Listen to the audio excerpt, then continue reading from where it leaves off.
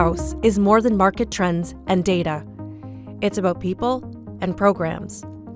From coast to coast to coast, we share stories of Canadians who are directly impacted by our funding.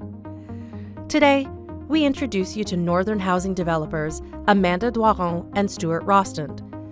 Partners in life and work, the couple met in Canada and started their careers in Trinidad and Tobago before taking a leap and moving to Canada's north.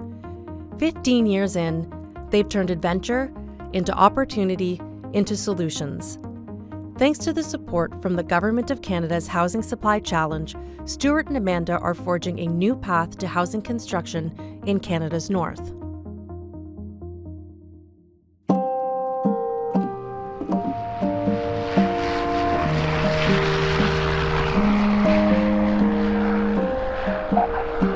We landed in June of 2010 and the ocean was still frozen.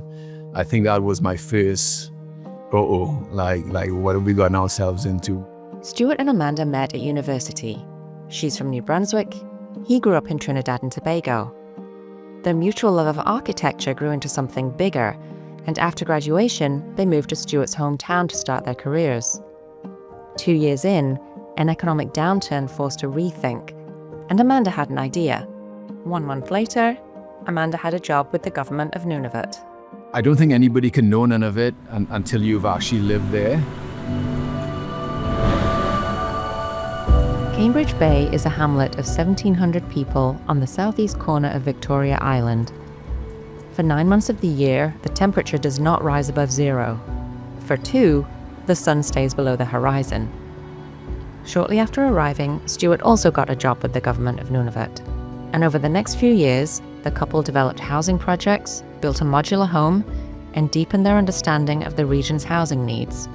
The housing continuum is not broad up here, like you might see other places across Canada. Vicky Idok is manager of the Cambridge Bay Housing Association, one of 25 chapters working within the directors of Nunavut Housing Corporation. Vicky says housing in the north generally falls into 3 categories: social or public housing, employer-subsidized, and market rentals. Beyond that, there are few mid-range alternatives. People are 2-3 generations here with public housing. People, they're growing up not understanding that home ownership or affordability is an option. In 2022, Nunavut Housing Corporation launched a strategy to create 3,000 units by 2030.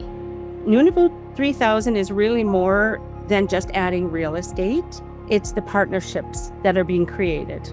There are opportunities now for small businesses to get in on some of this action. Whether they can build 1 or 10 units, we need them all. It all counts. The same year, CMHC launched the Housing Supply Challenge Northern Access Round. It was, we thought, tailored directly to us. They were looking at northern supply challenges, and we thought that, you know, if we got some funding behind us, we can really make a huge difference at a different scale than what we are currently doing. Stuart and Amanda spent more than a decade developing a range of projects using the traditional stick-build method. But when it came to economic efficiency, modular had the clear advantage. We decided in 2021 to do 3 projects, 3 2-bedroom houses. One of them would be a modular unit, 2 pods coming together to build a 2-bedroom, 2-bath house, while the 2 other would be components sent, the raw goods, and build them simultaneously on site to see, let's compare the time, the cost that would be associated with the builds. And after that project, we realized that even though the shipping cost was more, the time we saved on site saved us funds that at the end of the day, all 3 projects were about the same cost. So from 2021, we realized the North doesn't have the resources when it comes to the labor and the material, nor do we have the luxury of time, that maybe modular was the way to go for us. At the time of their supply challenge application, Stuart and Amanda were producing 1 home a year. They needed to ramp up production, and fast, to significantly impact Vicky's waitlist. Their solution? A climate-controlled factory in Manitoba. It was never something we actually thought about as we were doing our projects, but having CMHC come out with an opportunity for us to actually build a factory made it real for us to actually pursue it.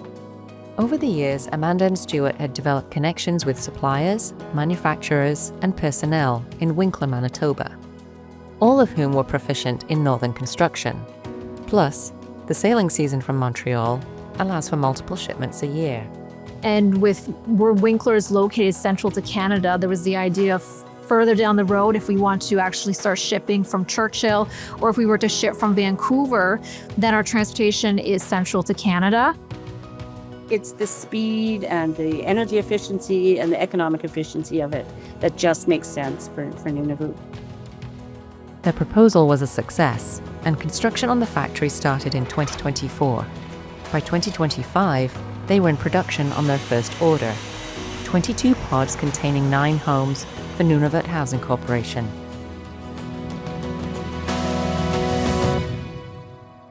It was really off to the races. The final pods arrived in Montreal in July, and by late August, all 9 homes began their 11-day, 5,000-kilometer voyage to Cambridge Bay.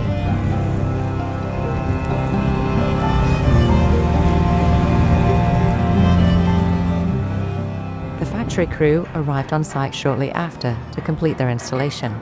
By mid-November, the homes were complete and the first residents were moving in. When we can actually allocate or move people into units, that's the best part of my job. That's when it makes it all worthwhile. You see hope, you see happiness, you see a future in people's eyes. Like, it's just, yeah. Everybody cries when they get a house. It's wonderful. As they move into their second year of production, Amanda and Stuart are keen to deliver to more communities across Nunavut and Canada. They also plan to explore selling homes directly to home buyers. I think both Stuart and I, when we moved to Nunavut, that first year, you're trying to find yourself. Jumping into building our home and having people come to our home when it was built and seeing how they were interested and excited about, like, oh, I would love to have a house like this. I would love to own my own home, has been the driving force for us since day one. There's nothing like it.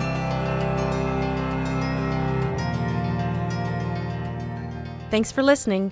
You can find more success stories on our website, cmhc.ca.